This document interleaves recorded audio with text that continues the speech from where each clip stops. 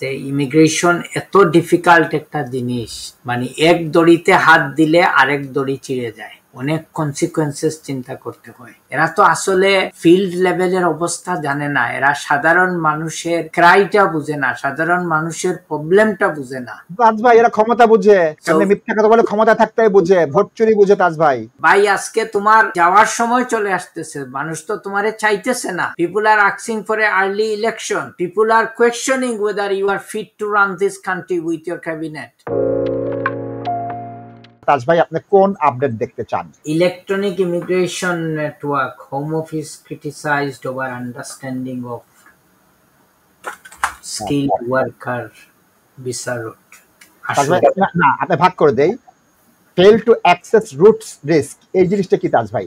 এটা পার্লামেন্টের accounts committee বলেছে, পাবলিক অ্যাকাউন্টস কমিটি নিন্দা করেছে হোম অফিসের। এটা যে অ্যাসোসিয়েট রিস্ক যেটা সেটা সে জানে না, বুঝে না এবং অ্যাসেস করতেও পারে না, এটা অর্থ কি তাজ ভাই? নাশিদ ভাই, যেটা ইমিগ্রেশনের ব্যাপারে কোর্ট অফ আপিল থেকে 3 জন ল লর্ডস একটা ডিসিশন দিছেন নট লং এগো, যে ইমিগ্রেশন এত ডিফিকাল্ট একটা জিনিস, মানে এক দড়িতে হাত দিলে আরেক দড়ি চিড়ে যায়, অনেক কনসিকুয়েন্সেস চিন্তা করতে হয়। বর্তমান সময়ের সবচেয়ে জঘন্য যে জিনিস ওরা করছে, ওরা যে আইন চেঞ্জ করছে, এই যে যারা আপনারা কেয়ার ভিসায় আছেন, যারা স্কিল ভিসায় আছেন, আপনারা যে আপনাদের ডিপেন্ডেন্টদেরকে এখানে রাখতে পারবেন না, ওইটা যদি The Home Office has not worked collaboratively with the other departments to fully assess the impact of changes to skilled worker visa route on different sectors and the labor market and regions in the United Kingdom. Manchester বার্মিংহামের সাথে কথা বলে নাই, এরা স্বাস্থ্য মন্ত্রণালয়ের সাথে কথা বলে নাই, এরা সোশ্যাল কেয়ারের সাথে কথা বলে নাই, এরা লোকাল কাউন্সিলের সাথে কথা বলে নাই, এরা শেফ অ্যাসোসিয়েশন, এরা বুচার অ্যাসোসিয়েশন, এরা পাইলট অ্যাসোসিয়েশনের সাথে কথা বলে নাই, কেয়ার ইন্ডাস্ট্রি লিডারের সাথে কথা বলে নাই। তাজ ভাই বলেন। দর্শক আপনারা দেখেন একটা জিনিস, যে উইদাউট প্রপার কনসালটেশন তাদের যা ইচ্ছা তা করতেছে। বাইরে এমপ্লয়ার আছে, অনেক সেক্টরে এমপ্লয়ারদের প্রবলেম হইতেছে, বাইরে ওয়ার্কার পাওয়া যাইতেছে না। একদিকে এমপ্লয়ারদের উপরে এই মিনিমাম ওয়েজেস দিয়ে রাখছে, যেখানে মানুষের নিয়ারলি 24,000 পাউন্ড পে করতে হয়। এখন এই যে ওয়ার্ক পারমিট হোল্ডার ওয়ার্ডটা ইউজ করি, এটা সবাই বুঝবে। এই যে প্রথমে করলো 38,000, এখন 41 কত 700 নাকি এরকম প্রপোজাল। সো দর্শক, এগুলা একজন এমপ্লয়ার কিভাবে পে করবে? এবং অন টপ আপনারা জানেন যে এমপ্লয়ারের একটা পেই কস্ট আছে। এমপ্লয়ি তো ট্যাক্স দিল, এমপ্লয়ারও এইটার ওর বেতনের উপর ট্যাক্স দিতে হয়। তো মানুষ কিভাবে এই দেশে সার্ভাইভ করবে? এটা তো শুধু আপনারা যারা ইমিগ্রান্টস আছে এটা আপনাদের প্রবলেম না, এটা এমপ্লয়ারের জন্য তো দর্শক প্রবলেম। এই যে একটা হস্টাইল এনভায়রনমেন্ট ওরা ক্রিয়েট করছে, এটা এখানে এই রিপোর্টের মধ্যে এইটাই বলা হয়েছে, এগুলা না বুঝে এরা জিনিস করছে। না বুঝে কি নাসিদ ভাই, আমার একটা অ্যাসেসমেন্টটা হচ্ছে কি, এই যে যারা আমাদের প্রাইম মিনিস্টার বলেন, ইমিগ্রেশন মিনিস্টার বলেন, বা যারা পলিসি বানায় নাসিদ ভাই, এরা তো আসলে ফিল্ড লেভেলের অবস্থা জানে না, এরা সাধারণ মানুষের ক্রাইটা বুঝে না, সাধারণ মানুষের প্রবলেমটা বুঝে না। তাজ ভাই এরা ক্ষমতা বুঝে, সামনে মিথ্যা কথা বলে ক্ষমতা থাকতে বুঝে, ভোট চুরি বুঝে তাজ ভাই। সব কারণে তারা এইসব জিনিসগুলা করতেছে। They do not know the pain of poverty, মানুষের সাফারিং, এগুলো বুঝে না এগুলো জিনিসগুলা। অফকোর্স আমি কোনোভাবেই সাপোর্ট করতেছি না যে মানুষ এখানে ইলিগেলি আসুক, রাতের অন্ধকারে আসুক এবং এই দেশ ফ্লাডিং করে দেখ, কিন্তু অনেক মানুষ তো এই দেশে নাসিদ ভাই জেনুইন প্রবলেমের কারণে মানুষ আসতেছে। এখন এই যে রিসেন্ট যে ট্রেন্ড যেটা দেখতেছেন নাসিদ ভাই, after the fall of the Awami League government, এখানে যারা আসতেছে প্রোটেকশন খুঁজতেছে, নাসিদ ভাই গ্রেট মেজরিটি কেসেস মানুষের জেনুইন প্রবলেম আছে নাসিব ভাই, they can't stay in the country. এখন মনে করেন আগে যখন আওয়ামী লীগ ছিল বাংলাদেশে as a ruling party Nasib ভাই, 16-17 বছর যে মানুষ বিভিন্ন পার্টি বলেন, জামাত বলেন, বিএনপি বলেন, মানুষ যে অ্যাপ্লিকেশন গুলা করছে, অ্যাসাইলুম অ্যাপ্লিকেশন, এগুলারে বলা হইতো যে এগুলা ক্রেডিবল নাই, অনেক ইনফরমেশন মানুষ দিত যেটা হোম অফিস, আজকে আমরা কোর্টে দাঁড়াইয়া বলতে পারি ওইসব মানুষদের জন্য যে আপনারা একসময় মনে করতেন যে এটা ক্রেডিবল নাই। Now so many new informations are coming into light, যেটা হোম অফিসও জানতো না, এটা বাইরের ওয়ার্ল্ডও জানতো না এইসব জিনিসগুলা। So it did happen. So ওইসব লোকেরা কিন্তু মিথ্যা কথা বলে নাই ওই সময়। সো নাসিব ভাই, এটাই আমি জাস্ট বলতেছি, age I said at the beginning, যে এই পরিবেশে মানুষ এই দেশে থাকতে পারবে না। এবং অনেক ইমিগ্রান্টসরা যারা বুঝে শুনে অনেক চিন্তা ভাবনা করে, পিপুল আর ভলান্টারিলি লিভিং দিস কান্ট্রি। এখানে থেকে কি লাভ হবে নাসিব ভাই? এবং মানুষ এই যে ওয়ার্ক পারমিট মানুষ নেয়, যেটা আমরা বলি, বা স্কিল্ড ওয়ার্কার বলেন, কেয়ার ওয়ার্কার ভিসা বলেন, মানুষ একটা হোপ নিয়ে থাকে যে 5 বছর পরে কষ্ট মষ্ট করিয়াও আমার হয়তো ইনডেফিনিট লিভটা হবে। কিন্তু এর মধ্যেও নতুন প্রপোজাল আনছে, ক্রাইটেরিয়া ক্রিয়েট করতেছে, কে কোন সেক্টরে কাজ করতেছে, এই সেক্টরে কাজ করলে 5 বছর পরে ইনডেফিনিট হবে, ওই সেক্টরে কাজ করলে 10 বছর লাগবে। নাসিব ভাই, ইট ইজ টু কমপ্লিকেটেড, এবং এটা এই দেশের জন্য ভালো না, এবং ফিউচারে আরো প্রবলেম হবে নাসিব ভাই, এবং এমপ্লয়াররা সাফার করবে। আজকে আপনি বলেন একটা জিনিস নাসিব ভাই, এই যে ইন্ডিয়ান রেস্টুরেন্ট গুলা যে সাফারিং করতেছে, তারা ফাইন করতেছে, কোনো এলাকায় রেস্টুরেন্ট বন্ধ করে দিতেছে। আপনি বলেন নাসিব ভাই, একদিনের জন্য যদি এখানে যারা আনডকুমেন্টেড ইমিগ্রান্টস আছে, ওরা যদি ইন্ডিয়ান রেস্টুরেন্টে যদি কাজ করা বন্ধ করে দেয়, একদিনের জন্য যত বাংলাদেশি খেশনকারী শপস আছে অল ওভার ইউনাইটেড কিংডম, যদি আনডকুমেন্টেড লোক কাজ না করে, ওই বিজনেস গুলায় তালা দিয়ে দিতে হবে নাসিব ভাই। এমপ্লয়াররা কখনো স্টাফ পাবে না এই দেশে। একমত। ছোট্ট একটা জিনিস শেয়ার করে আপনার কাছে আমি প্রশ্ন করবো, উত্তর দিতে হবে।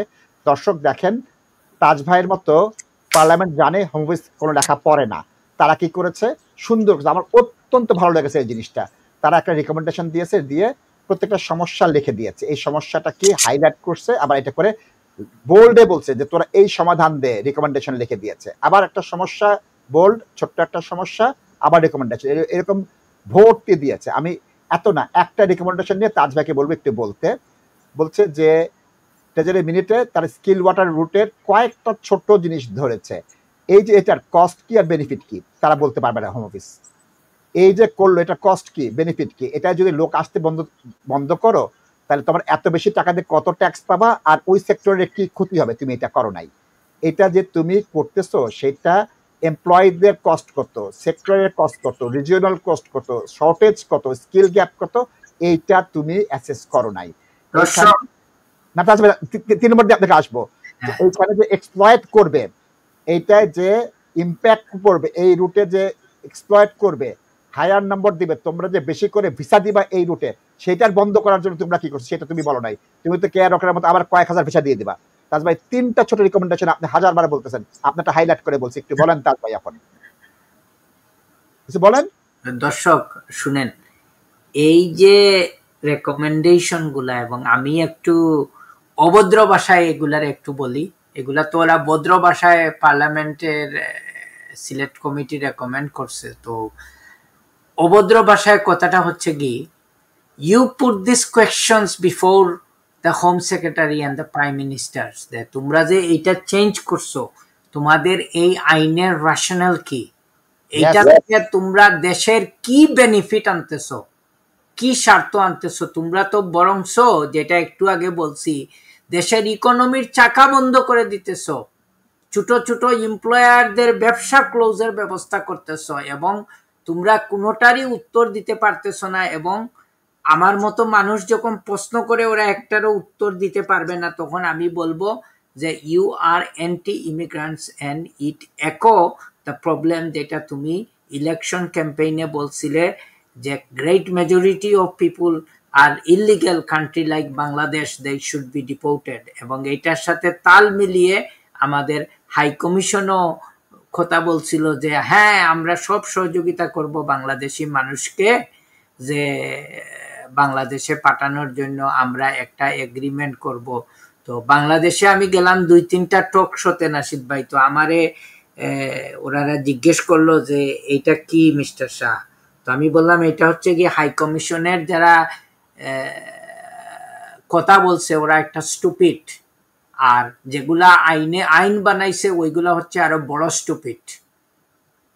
এইটাই আমি বলছিলাম টক শোতে নাসিদ ভাই। এন্ড আই থিঙ্ক এগুলা দেখেন আজ এত মাস পরে এগুলা সব বাস্তবায়িত হইতেছে। they really don't know what they're doing. এই যে বিগিনিং এ আমার ভাই কল দিছে যে 2016 সালে একটা রেগুলেশন বানাই রাখছে আইস থেকে প্রায় 11 বছর, কত 9 বছর আগে। এবং তাজ ভাই আমি আপনাকে একটা প্রশ্ন করি, একদম রিলেভেন্ট প্রশ্ন। তাজ ভাই, আপনার 3টা ব্যবসা বিলেতে, একটা হচ্ছে বিলেতের রাজধানী লন্ডনে, একটা ওয়েলসের রাজধানী কার্ডিফে, একটা মিডল্যান্ডের রাজধানী বার্মিংহামে। আগামীকাল আমি সফর করব ওয়েলস, কার্ডিফ যাব। আপনার লন্ডনের কস্ট, লন্ডনের ওয়েজ, লন্ডনের এক্সপেন্স, কার্ডিফের ওয়েজ, কার্ডিফের এক্সপেন্স, কার্ডিফের ওয়েজ, বার্মিংহামের এক্সপেন্স, বার্মিংহামের ওয়েজ কি এক? অ্যান্সার ইজ নো, এক। 2 নম্বর, এই কথাটা একটু আপনাকে উত্তর দেন। এই হোম অফিস, এই গর্ধবেরা এই রিজিওনাল জিনিসটাকে করে নাই। রিজিয়নের কি সমস্যা, কি নিড তারা দেখেন নাই। এমপ্লয়ারদের কি প্রয়োজন তারা জিজ্ঞাসা করে নাই। আপনার মতো এমপ্লয়ার, সলিসিটার না, এমপ্লয়ার, আপনি ট্যাক্স দিতেছেন, আপনি এমপ্লয় করতেছেন, আপনি জানেন কোথায় কি কস্ট। আপনি লন্ডনে যে চার্জ করেন বার্মিংহাম কার্ডিফে কম করেন। আমি আপনার সাথে বকাবকি করি, আমি তো ব্যবসা বুঝি না। আপনি ব্যবসা বুঝেন তাজ ভাই, আপনি ব্যবসা বোঝেন। সেই বিজনেসটা পাবলিক অ্যাক্সেস কমিটি বুঝেছে, এটা তো হোম অফিস বুঝে না।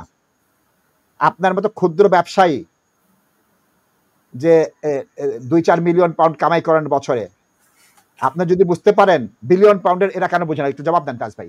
আমি আপনাকে দিয়ে উদাহরণ দিচ্ছি, জবাব দেন। দর্শক, আপনারা অনেকে জানেন যে আমাদের ফিটা কিন্তু 3 অফিসে ডিফারেন্ট ফিস, এবং এইটাই এখানে রেকমেন্ডেশনে এইটাই হচ্ছে গিয়ে এটার অর্থ যে আপনি তো আপনার বেস দেখতে হবে, আপনার লোকেশন দেখতে হবে, সবকিছু ওয়ার্কআউট করতে হবে।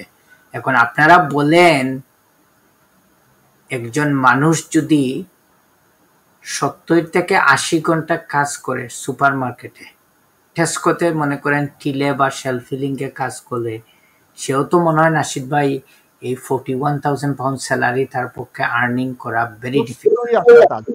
সো দর্শক, এইগুলার রাশনাল কি? এগুলার রাশনাল কি? এমপ্লয়াররা কি করবে?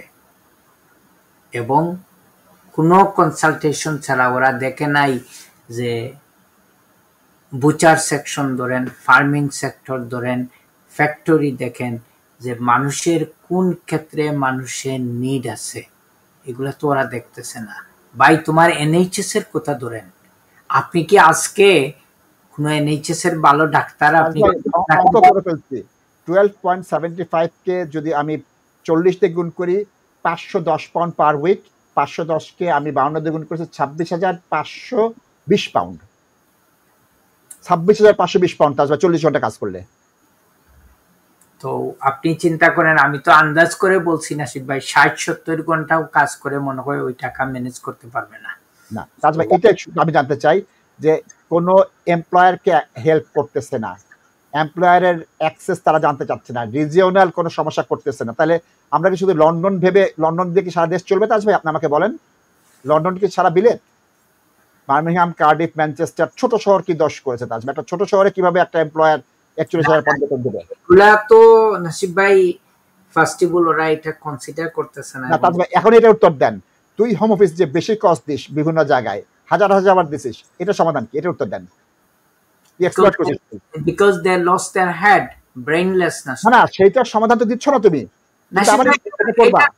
এটা তো উত্তর নাই তাদের কাছে। আমি এই কথাই বলছি তাজ ভাই, এটা তাদের উত্তর নাই। আপনি কিভাবে ফিল আপ করবেন রে ভাই? তুমি রিজনাল সিস্টেম করো, ডিফারেন্ট স্যালারি করলে তুমি ওইটা করতে পারবে। তুমি তো এই দেশে যে তোমার ইলেকশন করে তুমি পাওয়ারে আসছো, বলছিলা যে নতুন বাড়িঘর নির্মাণ করবাই, তুমি মানুষের হাউজিং কস্ট নেমে আসবে। আজকাল একটা মানুষ নাসিব ভাই যা বেতন পায় সবই মানুষের অ্যাকোমোডেশনের কস্টে চলে যায় ভাই। আজকে তোমার যাওয়ার সময় চলে আসতেছে, মানুষ তো তোমারে চাইতেছে না। People are asking for an early election. People are questioning whether you are fit to run this country with your cabinet. কলটা নিয়ে নেই তাজ ভাই, জবাব নাই, কোনো জবাব নাই তাজ ভাই। আপনার so what you are doing?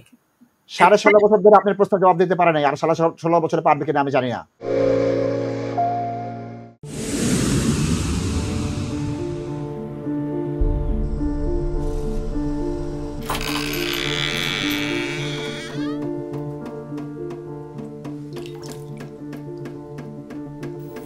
ইংল্যান্ডে আমরা চাইলেও অনেক কিছু করতে পারি না, অনেক ঝামেলা। হায় রে হায়, লন্ডনের এই জীবনে ঝামেলার কোনো শেষ নাই। আমি লাল, আমার ইমিগ্রেশন, ঘর, ব্যবসা সবকিছুর ঝামেলার সমাধানে সবসময় পাশে আছে Taj solicitor. Taj solicitors, believe in service.